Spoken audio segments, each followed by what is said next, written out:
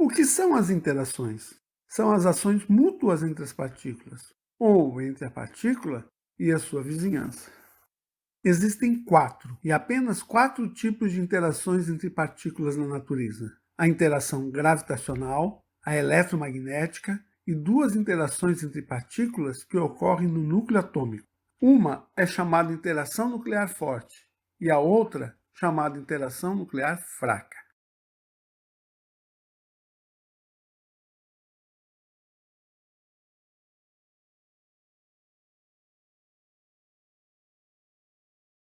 A interação eletromagnética, as ligações químicas, o que dá, né, consistência, o barulho é uma interação eletromagnética, né, o movimento das partículas de ar. A cola ali, que tipo de força que tem na cola? Uma força eletromagnética. A luz é devido a uma interação eletromagnética. Então, todas essas são interações eletromagnéticas. Para a gente ter uma ideia de como a força elétrica é forte comparado com a força gravitacional, imagine uma aranha pendurada no seu fio. Aquele fio de seda da aranha, né, finíssimo, que a gente às vezes nem consegue ver as forças que estão ligando as partículas daquele fio de seda são tão fortes que toda a terra puxando a aranha não faz a aranha cair, né? O fio segura. Então veja quantas vezes maior as interações entre as partículas de um fio de seda para permitir com que a terra toda puxe a aranha e o fio de seda consiga segurar.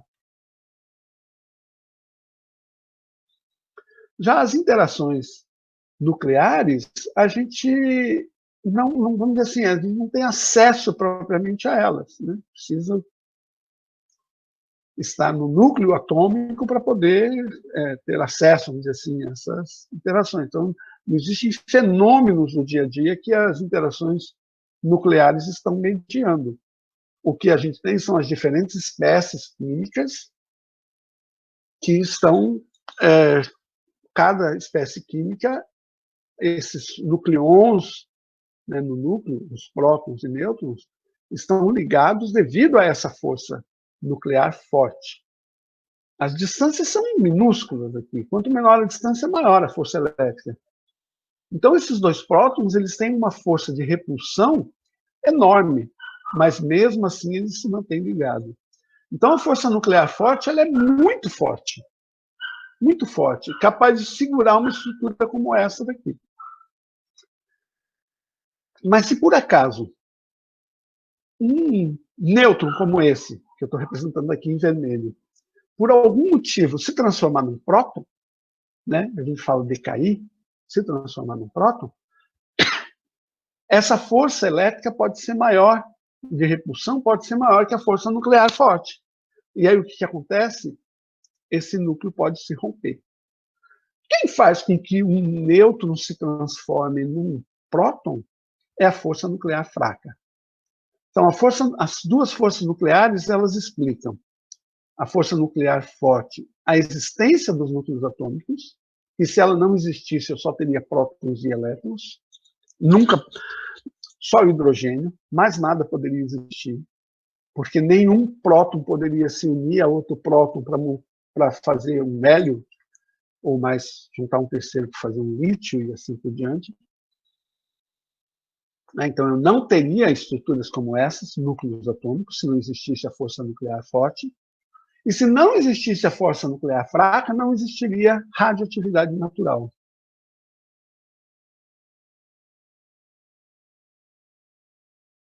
Nasceu a pesquisa em raios cósmicos no Brasil, impulsionada pelos físicos Gleb Vatag e Bernard Gross. O grupo de Vatag, em São Paulo, logo alcançou projeção internacional, desenvolvendo sistemas de detecção eficientes das misteriosas partículas. Muitos estudantes talentosos logo se juntaram ao grupo. César Lattes era um deles, e logo demonstrou grande interesse na área experimental.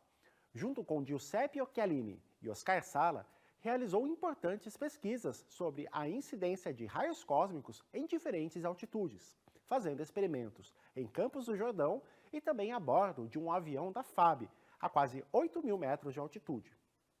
Com o final da Segunda Guerra, Vatag e Occhialini retornaram à Europa. Em 1946, trabalhando no laboratório de Cecil Powell, em Bristol, na Inglaterra, Occhialini convidou Lattice para conhecer um novo tipo de detector que estava desenvolvendo, baseado em emulsões nucleares. Lattice fez uma importante modificação na composição dessas emulsões, adicionando bórax e as tornando muito mais sensíveis.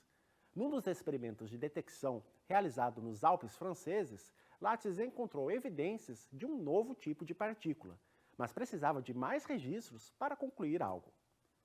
Então, com apenas 22 anos, Lattice teve a ideia de levar as emulsões para um local ainda mais alto que os Alpes. O local escolhido foi o Monte Chacaltaya, a 5.500 metros de altitude nos Andes bolivianos.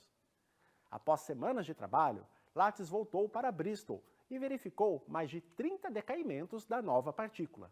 Era a confirmação do Meson Pi, uma partícula responsável pelas interações nucleares, prevista pelo físico japonês Hideki Yukawa em 1935.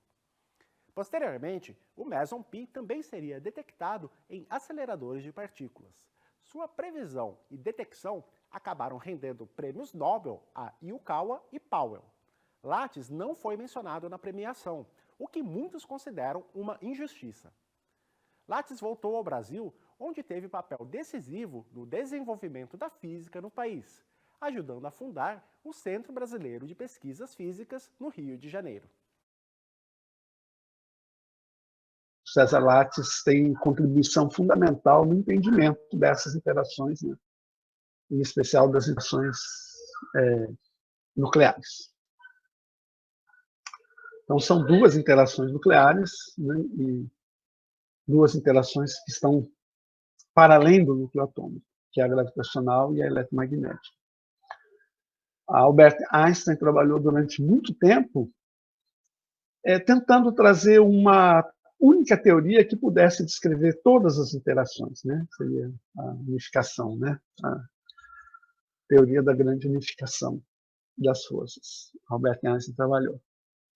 Hoje, se tem algumas teorias que ligam a interação eletromagnética com a nuclear fraca, montando três, em vez de serem 4 interações, mas 3 interações em diferentes situações se comportando diferente, né?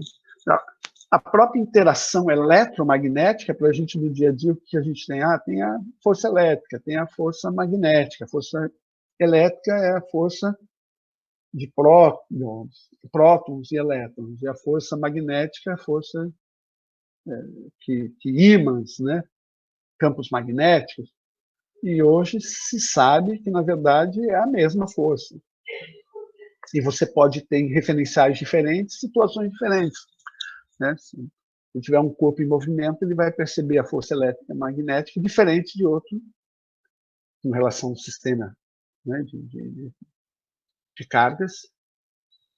Um corpo com uma velocidade vai ter uma observação do campo eletromagnético. Um corpo com outra velocidade vai ter outra observação. Vai ter valores diferentes, mas o conjunto de interação eletromagnética vai ser o mesmo, independente do referencial. E essas são, vamos dizer assim, a linguagem da partícula com a sua vizinhança. Só existem essas forças. Se a gente está para além do núcleo, só existem duas forças. Ou é força gravitacional, ou é força eletromagnética. Se a gente percebe que não é uma força gravitacional que está envolvida, todo o restante das interações que a gente pode pensar, variação de temperatura, quem que está mediando isso? A força eletromagnética, movimento dos corpos, né? Quando não é a força gravitacional que está envolvida, quem está mediando isso? A interação eletromagnética. Essas interações eletromagnéticas, elas são relativamente de curto alcance, né? A gente não sente as atrações das diversas estrelas que devem ter campos gravitacionais, campos magnéticos fantásticos que possam ter nas galáxias, nas estrelas dessas galáxias.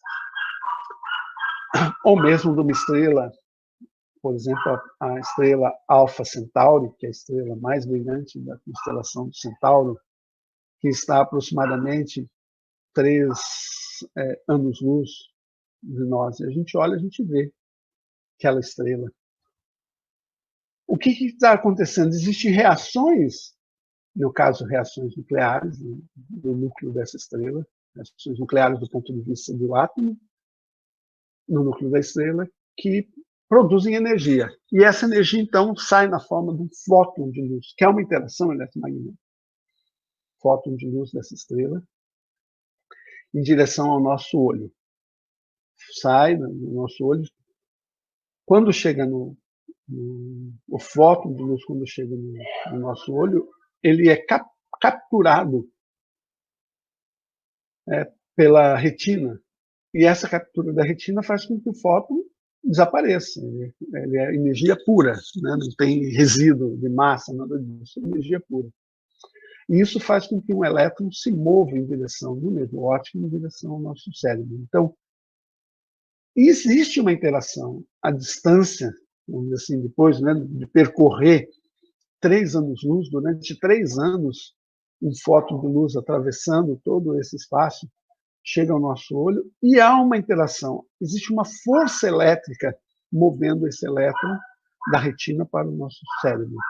Então, essas interações eletromagnéticas de uma vizinhança mais distante, elas acontecem porque esses campos eletromagnéticos se propagam no espaço. Então, essa interação eletromagnética é que a maioria dos fenômenos que a gente observa, todas as ligações químicas, todas as forças que a gente estava falando, de resistência, né, elas são mediadas pela interação eletromagnética.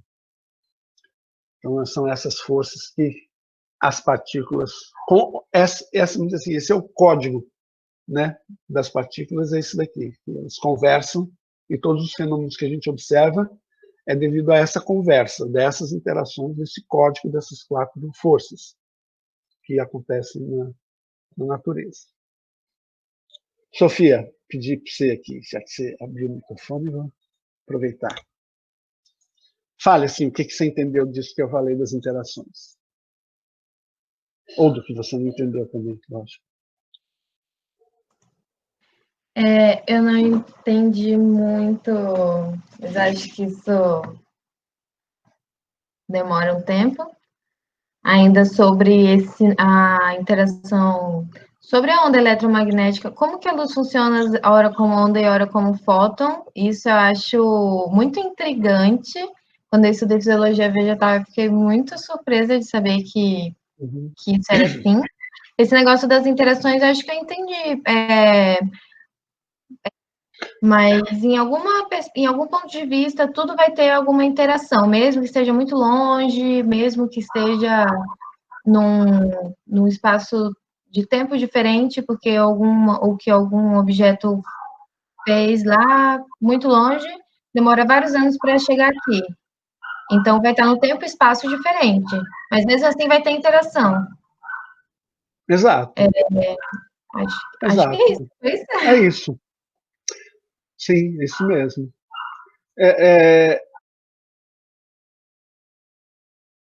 A luz, ora se comporta como onda, ora se comporta como partícula. Não é bem assim. Eu acho que as pessoas falam assim, mas não é bem assim.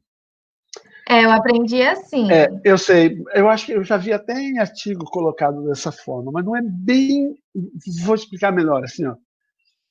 A gente observa a partícula, a gente observa a luz, ora como onda, ora como partícula. O que é a luz? Ninguém sabe. Diz assim, não é que a luz se comporta, a luz escolhe se comportar como onda, ou a luz escolhe se comportar como partícula. Na verdade, conforme for o experimento que eu faço, eu consigo detectar que a luz se comporta como onda, ou possui características de onda. Se eu faço outro tipo... Oi? Eu acho que eu entendi. Eu estou falando da quantidade de luz que chega numa planta, por exemplo, numa folha. eu posso usar um método que vai me dizer a quantidade de fótons e outro método que vai me falar sobre o tipo de radiação dentro do espectro. É isso? É isso. Tá? Então, tem experimentos, por exemplo, experimentos que vão mostrar, por exemplo, um espectrômetro, que vai mostrar o espectro, vai mostrar a radiação, o comprimento de onda, vai identificar o comprimento de onda daquela radiação. Quando eu estou usando um espectrômetro, eu vou ter essa informação, a informação da luz como onda. Se eu tentar, por exemplo, usar um instrumento que vai detectar a luz como partícula, eu não consigo mais detectar ela como onda. Por quê? Porque a minha interferência nesse sistema faz com que eu já não consiga mais entender, mais observar o comportamento ondulatório dessa radiação. Eu não consigo medir as duas coisas ao mesmo tempo. Né? Eu tenho que escolher se eu vou medir características de onda, se eu vou medir características de partícula. O que é a luz? Não sei. É dizer, assim, a gente não consegue observar o âmago de alguma coisa que seja tão contraditório, ter dois comportamentos que no dia a dia são excludentes, né? Para nós parecem excludentes esses dois comportamentos. A gente não consegue entender isso como que se dá na essência. Em essência, o que é a luz? Eu não sei dizer o que é a luz. Em essência, ninguém sabe dizer o que é luz na sua essência. Essa é uma discussão, então, que Einstein travou com Heisenberg. Tem artigos do Heisenberg que o Einstein queria dizer que era uma das coisas que o Einstein discordava da mecânica quântica, dizer que não poderia dizer uma essência qual que é a natureza da luz? Não sei dizer a natureza da luz. Né? Não tem é impossível dizer a essência da luz. Eu sei dizer como que ela se comporta quando eu converso com ela, vamos dizer assim. Né? Quando eu faço uma medida, eu consigo descobrir características dela. E ela se comporta de forma diferente em situações diferentes. É o que a gente consegue observar. Né? A importância do observador no experimento, algo que na física no início do século XX foi importante discutir isso e foi para as ciências humanas isso se tornou importante nessa essa influência do observador no experimento. Talvez a luz não seja nada disso. Me lembra de acho que é um conto indiano que é sobre o elefante, né? Que perguntaram para quatro pessoas cegas, né? Como que era um elefante. Aí um abraçou a pata nisso. Não, um elefante é como se fosse uma árvore. A outra abraçou a tromba, pegou na tromba, a outra pegou... Então, cada um está olhando um aspecto, cada experiência, ou cada interação também que a gente pode observar da radiação com a matéria, revela um aspecto da natureza da luz. Mas a luz pode ser, inclusive, de uma natureza tão distinta de tudo isso que a gente já viu, que acredito que mais para frente a gente vai compreender. Avança-se, né, o entendimento. Mas a gente sempre vai estar impossibilitado de... Porque toda vez que você interage, você modifica a natureza do seu experimento. Né? Então, sempre vai ter um pouco disso. Né? Eu faço uma pergunta para alguém, também, né, tem aquela fala assim, eu sabia, agora que você me perguntou, eu já não consigo mais escrever. Né? Tem um pouco isso. Né? As pessoas se comportam assim também, só para fazer uma metáfora com relação a isso. Né? Eu sei alguma coisa, para mim está claro o que eu estou pensando. Na hora que você pergunta, eu não acho palavras para descrever. E a natureza pode ter um pouco disso também. Ela tem a sua natureza, mas quando você interage, você altera de tal modo o sistema que ela se revela com aquilo que você introduziu no teu experimento também para poder fazer a revelação de alguma coisa. Então, uma coisa da física atualmente é dizer a essência da luz, a essência do elétron, a essência dessas que tem contradições em termos de comportamento, parece contraditório para nós, ela, nesse instante, pelo menos, é inatingível. Se algum dia vai ser, a gente não sabe.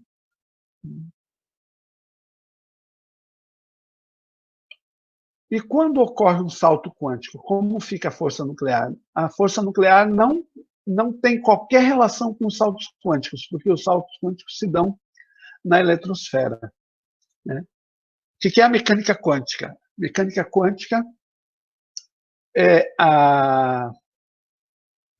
o estudo do campo elétrico,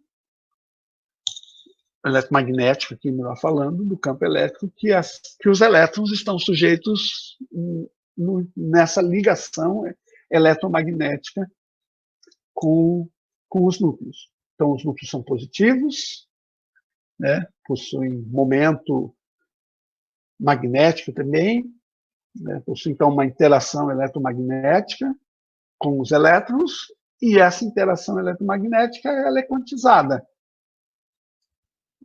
Se dá nesse microcosmo, né? As interações, seria melhor falando nesse nanocosmo, né? Já que está na ordem dos nanômetros ali. Né? O núcleo atômico está numa ordem 10.000 vezes menor, o núcleo atômico. Né? Então, não é 10 na menos 9, é 10 na menos 12, né? Tá? Na ordem de picocosmo, seria dizer assim, o núcleo atômico está num picocosmo, não num nanocosmo, nem num microcosmo, né? O micro seria 10 na menos 6. Então, não tem relação o salto quântico com a força nuclear. A força nuclear está restrita ao núcleo atômico, que é 1000 vezes menor do que a ordem de um átomo, está na ordem 10 na menos 10, né? Que é um angstrom, a definição do angstrom está relacionada a essa ideia de estar na ordem das ligações, do comprimento das ligações químicas. Então, o que é o salto quântico? Existem grandezas que são quantizadas, que só possuem determinados valores. Então, uma grandeza é a energia, outra é o momento. O elétron ele só pode ir para lugares em que esse momento que é quantizado, por exemplo, de um estado de energia para outro estado de energia, existe diferença de momento magnético, de momento também quantidade de movimento, né? Momento magnético de momento também, que seria a quantidade de movimento, existem diferenças. E precisa ser números inteiros. Então, ele dá esse salto quântico porque ele não existe, né, condições dele estar, não há condições dele existir entre esses dois estados, nas regiões desses dois estados, em valores de energia, de momento, entre esses dois estados. Então, isso é um salto quântico. Então, a mecânica quântica ela descreve esse universo. É o universo do entorno do átomo. Do entorno do núcleo, desculpe. Esse universo do átomo em torno do núcleo. Basicamente, iniciou aí a mecânica quântica e é isso que ela está descrevendo. E a gente consegue observar isso a partir da emissão de luz, ou da absorção de luz, que esses elétrons precisam fazer para poder ter essa mudança de um estado para outro. Então, eu me lembro, uns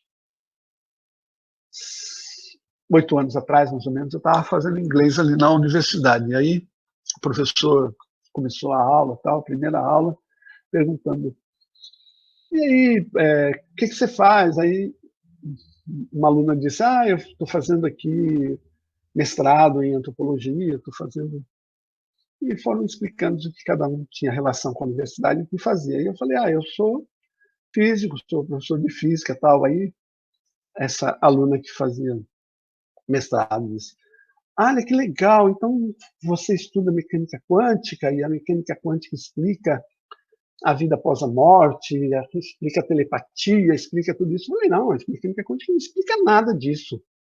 A mecânica quântica a quantização é do campo elétrico magnético em torno do núcleo atômico. Ela falou, cada um interpreta, a menina falou, cada um interpreta a mecânica quântica como quiser. Achei muito interessante que essa visão, às vezes, da mecânica quântica que se tem nessa extrapolação dos fenômenos lá para o núcleo, para a eletrosfera, que a mecânica quântica trata da eletrosfera, para o restante do universo. Né? Mais interessante que ela falou de interpretação é porque a gente chama a mecânica quântica de uma interpretação mesmo. A mecânica quântica é uma interpretação desses fenômenos que foram observados. Essa interpretação é chamada de interpretação de Copenhague, porque estavam participando os pesquisadores, né, que defenderam essa tipo de interpretação, os pesquisadores que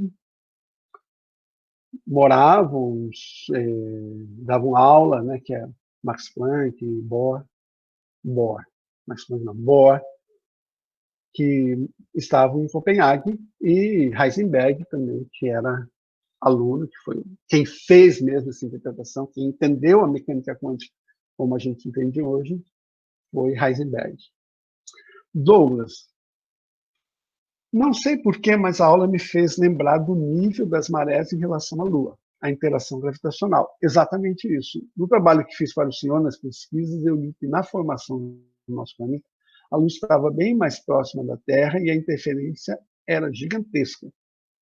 Eu também lembrei de uma aula do colégio que o professor falou, quando os elétrons saltam por uma camada mais externa, ou retornam para mais interna, ele usou o exemplo, aqueles antigos interruptores de lâmpadas que brilham durante a noite.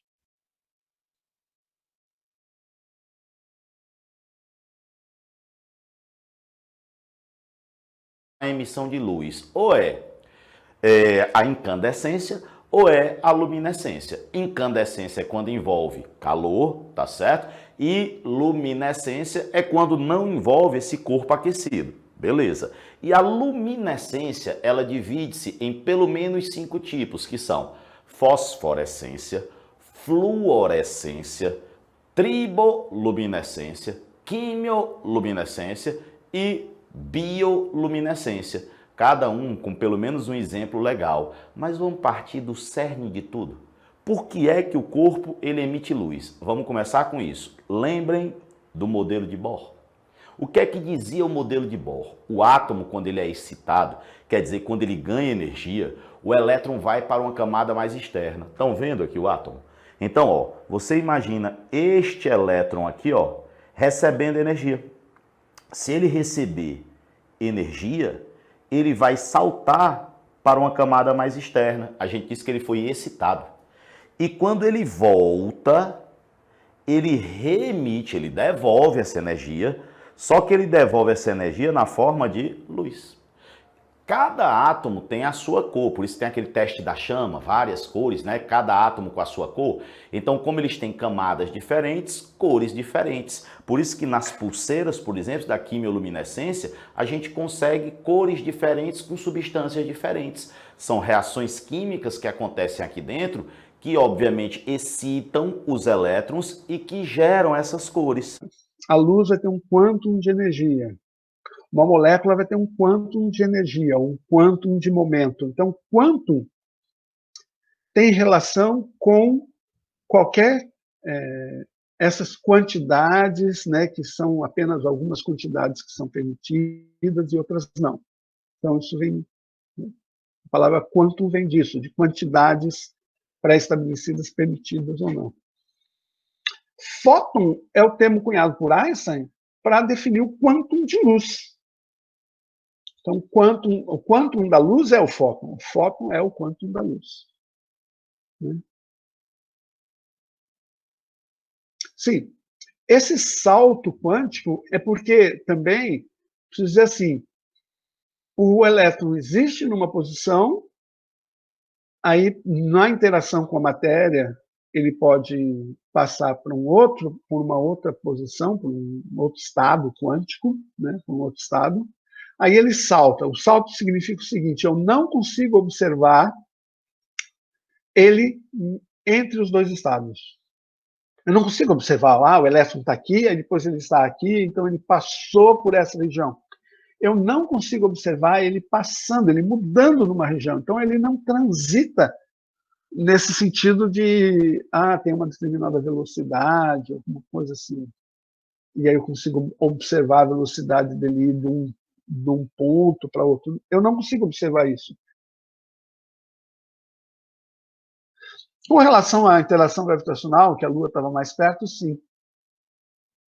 A interação da Lua com a Terra, né, a força gravitacional faz com que a rotação da Lua vá se freando. Da Lua também, já se freou bastante, né, quanto deu, vamos dizer assim. E a rotação da Terra vai diminuindo. Os dias vão se tornando mais longos. Antes o dia pensando não dia à noite, mas dia, período da rotação da Terra, antes era, sei lá, 4 bilhões de anos, há 4 bilhões de anos era 8 horas. Hoje 24. Então, passou a 3 vezes maior esse período, né? Um corpo que está em rotação, ele tem energia. Para onde que foi essa energia? Essa energia se transformou em energia gravitacional da Lua. Como ela está mais distante, ela tem mais energia gravitacional. Quanto mais distante, maior a energia gravitacional. Então, essa é a dinâmica, né? A interação entre Lua e Terra freia a Terra e empurra a Lua para mais distante.